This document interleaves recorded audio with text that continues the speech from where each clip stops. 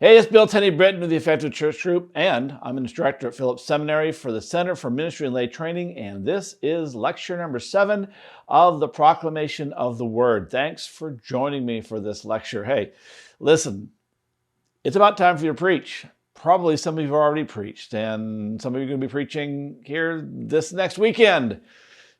I just want to do a few moments of summary, some last-minute reminders, and maybe some motivations, I hope.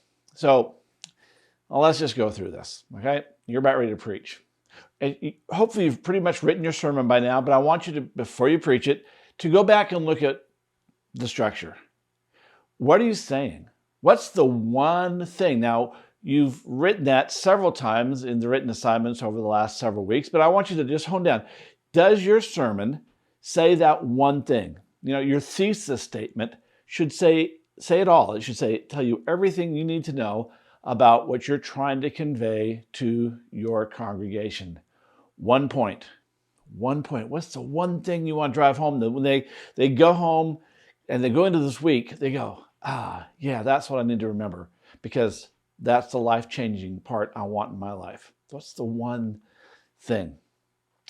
The second thing that goes along with that is what makes that sermon life-transforming. Listen, the bottom line is that I've been pounding this home since the beginning. At the end of your sermon, or somewhere in your sermon, there should be a do this, a call to action. And let me be real clear with you. It's really hard to make a good grade in this class if you don't have a concrete, actionable call to action. You don't have to ever do it again if you don't want to. But for this class, that's the assignment, a concrete, actionable call to action. So things like reflect on this, think about this, make a decision, choose this, avoid that. None of those are actions that lead to transformation. Now, I know that some of you disagree with that, but let me just ask you something. How's that working what you've been doing or what you've seen other pastors doing? How's that working for them? How did it work for, I don't know, Fred Craddock, who really preached his heart out and did wonderful, wonderful things, and he could preach, but he couldn't grow a church. Life transformation seemed to escape him. Ask people to do something. It's when they put something into action that life changes. Transformation happens when you go and do something. Drop your nets and follow me. You know, give away all you have and follow me, etc., etc. You know, drop it all. Follow me. Do what I've called you to do, says Jesus. Do something. All right? Third thing is, of course, in this class, pretty much from the beginning, I've talked to you about, I don't want you working with a net. Take your Bible to the pulpit and leave the rest behind. Now, okay, if you have a note card that has, where your scripture passages are or something like that, great. But no outline. You don't need an outline. You don't need notes. When you get up there to have a sermon in front of this congregation, remember that you're having a conversation. It is nothing more than a conversation with the congregation. You just, look around, have a conversation, talk with them. Your conversation has a point. You get the one thing you're trying to get across, and it's got a call to action. But it's nothing more and nothing less. We often elevate preaching to some great art form. And, all I can tell you is look at the last, 100 years and how that has worked in our churches. It hasn't. Back in the day, like the early church, you look through Scripture, you look through the book of Acts, you'll read about preaching. And unfortunately, again, English doesn't do a really good job. When there is preaching, like Paul is out in the streets preaching. Peter is out in the street preaching. When he's out there to have a conversation with people, that it brings 3,000 people, or the 5,000 people. He brings people into the church, 3,000, 2,000, whatever his numbers that he brought in twice. That was proclamation. It was street preaching. I'm not advocating street preaching, but I'm saying it was to unbelievers to bring them in. When they gathered to have conversations with the believers, they don't use the word proclamation.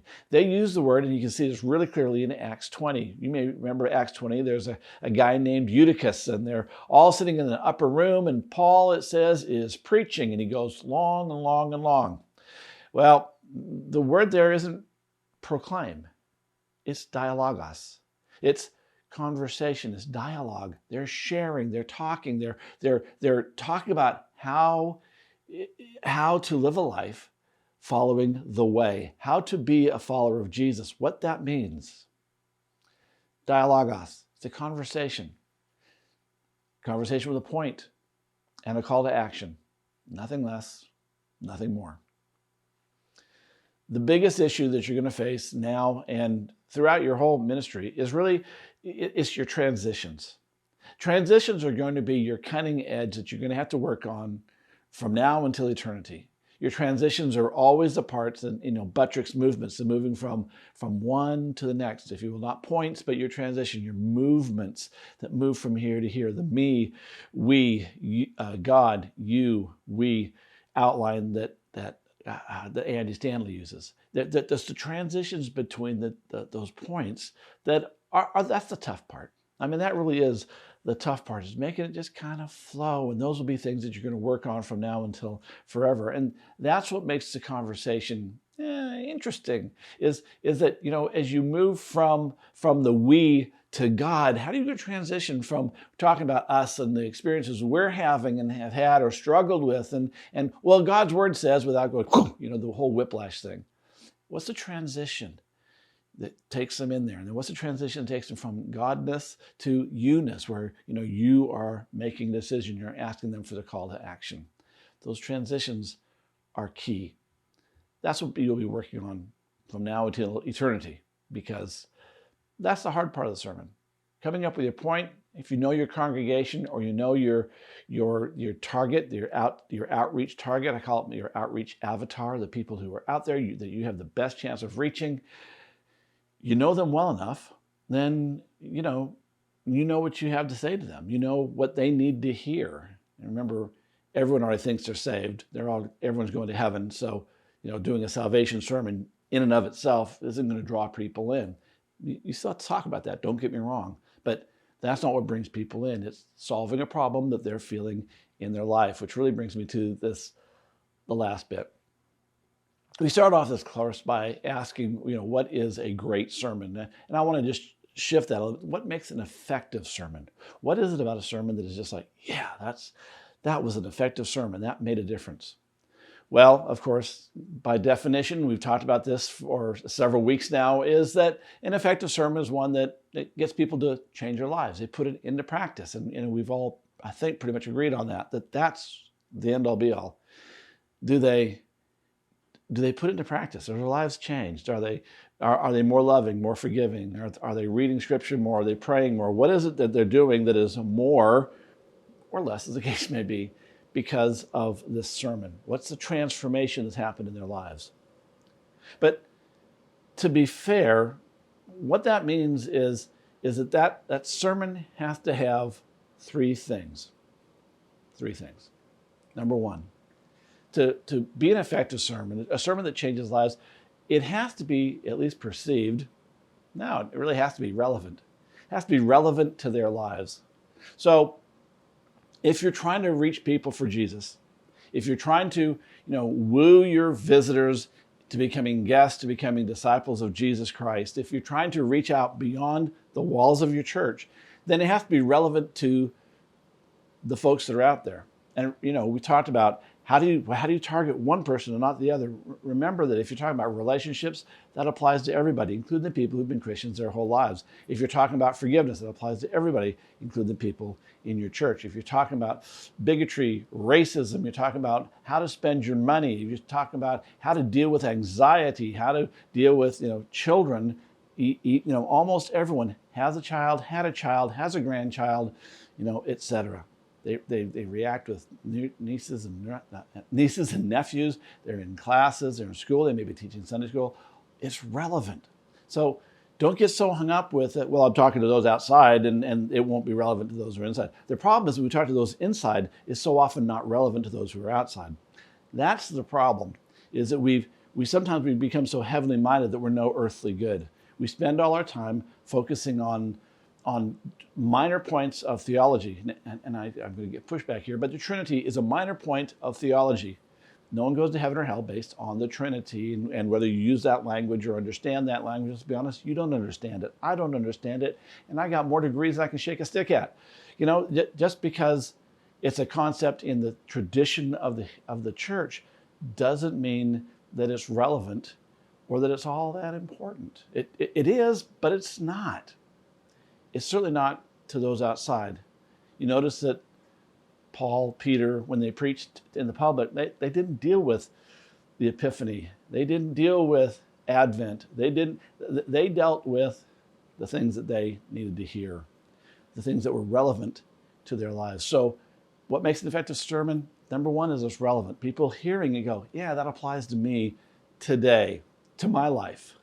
If you want to study the Trinity and all the rest of that stuff, hey, Sunday school, Bible studies, etc. That's a great place. Pulpit, maybe not so much. All right, the second thing, though, is just because it's relevant doesn't mean it's valuable.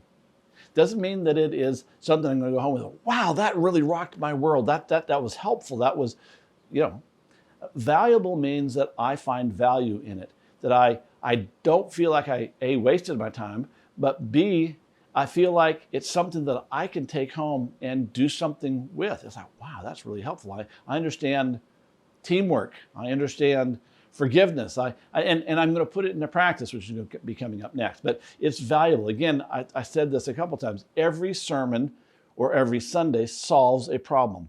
Every sermon should be solving a problem. What problem are you solving in people's lives? The Bible is filled with solutions. The whole Jesus saves. The answer is Jesus. All those sayings go back to there's nothing in life that the Bible doesn't address. And there's pretty much nothing in life that Jesus didn't at least tangentially address. All of life is right there for us, and there's suggestions on how to handle our money, how to handle our relationships, how to handle our free time, how to, right down the line, all those things. They're there to help us balance our lives, live the most effective life that we can. Is it valuable to us? If it's relevant and valuable, we're working towards effective. But the last part is it has to be transformational. And again, we talked about that throughout. And I kind of hinted, if you don't have a transformational part, a do this, a call to action, this is the part that will change your life. If you do this, your life will change. Some people will go away sorrowful because they're not willing to do it, like the rich young ruler. But some will go, wow, I need that. I need to change that habit. I need to pick up that habit. I need to put this into action because that will help solve the problem.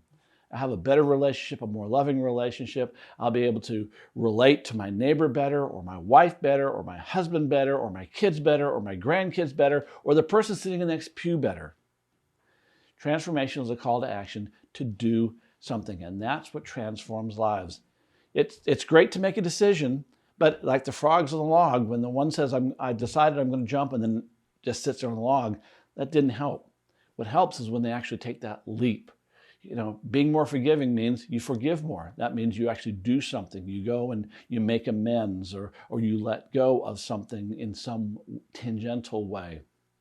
Transformational means to do.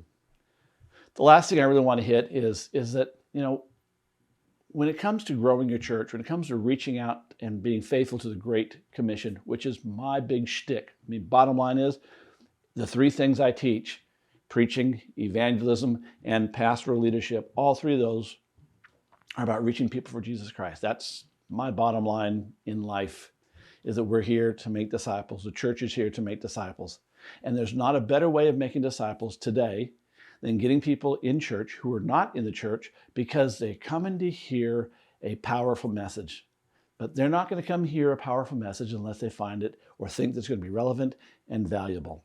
And transformational is the secondary piece, but they need to find it relevant and valuable. And that means that you need to have powerful series because you want them to come back more than once.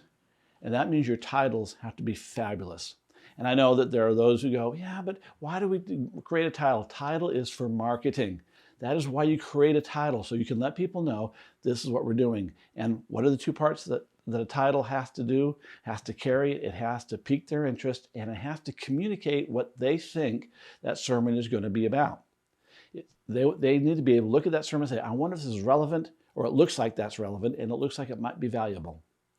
You know, a sermon on the 4 horsemen of Notre Dame is, it's like, okay, it might be interesting, but no one who's outside the church goes, man, I really need to hear about the 4 horsemen of Notre Dame. No. You know, is Jesus coming back tomorrow? Yeah, probably not going to line up a whole bunch of people. They probably don't think it's relevant, and certainly don't think it's valuable. You may think it is. The Christians might think it is. But again, you look at your target audience. What is it that's going to convince them to draw them in? You know, that this emptiness inside this there's something to be found here. A solution to my life, to my problems of my life, the things that are keeping me up at night. So the title has to go, wow, that's something I want to hear, especially if you're going to try and get people from outside to come on the inside. There's been some fabulous titles floated over the last few weeks, and I hope you've paid attention because, you know, those kinds of titles are the entrances into your sanctuary by visitors. And the more visitors you have, and if you do your part to keep the visitors, if your congregation's doing the part, but the more visitors you have, the more baptisms you're going to have, the more folks you have in leadership that will be available, the more gifts you'll have. It just goes on and on. So what makes an effective sermon? Relevance, valuable, transformational, and don't forget, it takes people to hear it, and you get people in, especially those who are outside, by providing powerful series with great titles that they believe is going to solve their life's problems. Hey, thanks for joining me. I'll see you on the discussion board.